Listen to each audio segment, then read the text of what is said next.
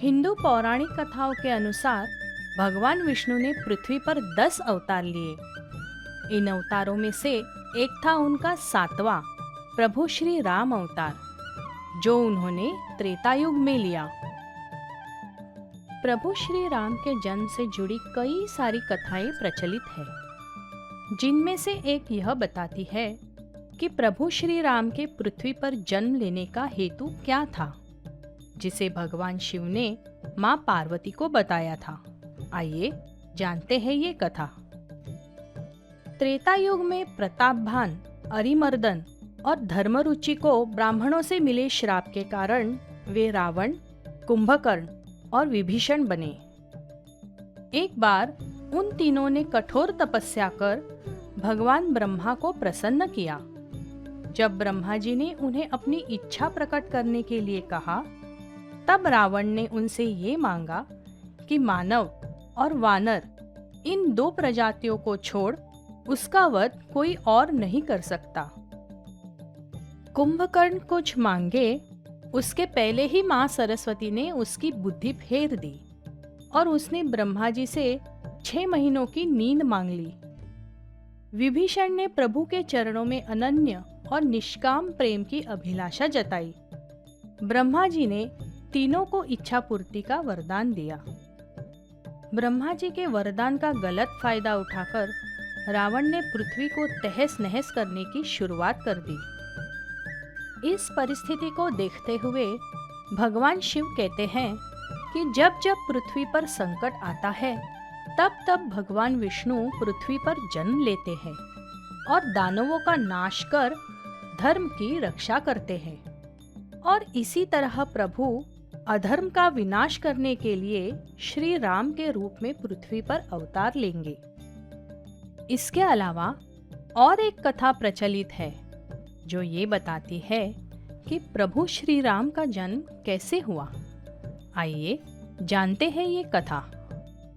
अयोध्या नगरी के राजा दशरथ और रानी कौसल्या को एक पुत्री थी, जिसका नाम शांता था।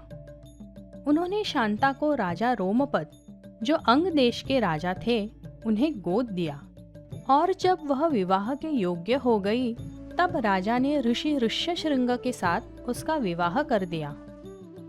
परंतु शांता को गोद देने के पश्चात कई वर्षों तक राजा दशरथ को कोई संतान प्राप्त नहीं हुई और इसीलिए पुत्र प्राप्ति के लिए उन्होंने पुत्र कामेष्टि यज्ञ कराया।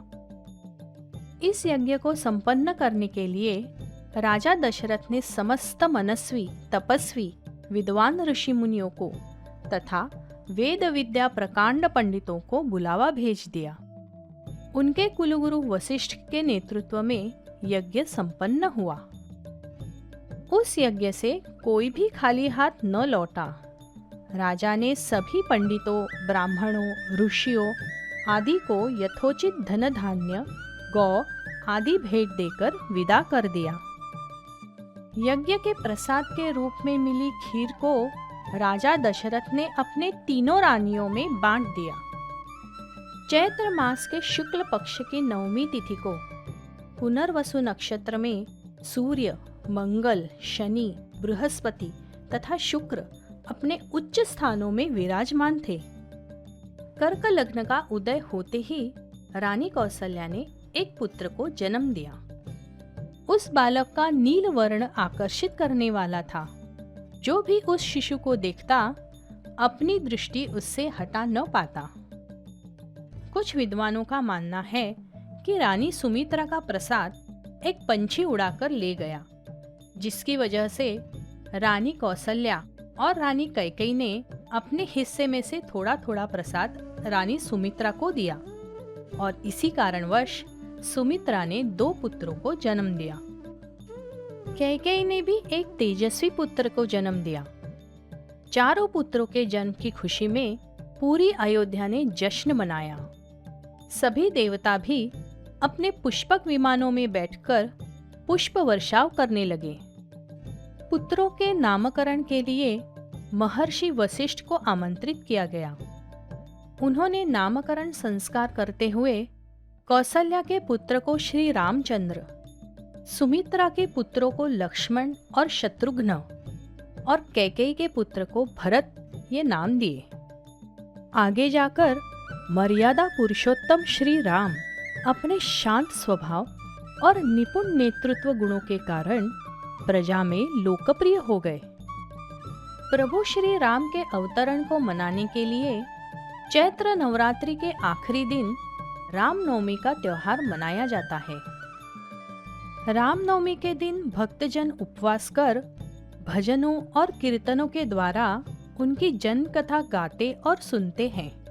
इस त्योहार को सिर्फ भारत में ही नहीं बल्कि अन्य देशों में भी हर्ष और उल्लास के साथ मनाया जाता है।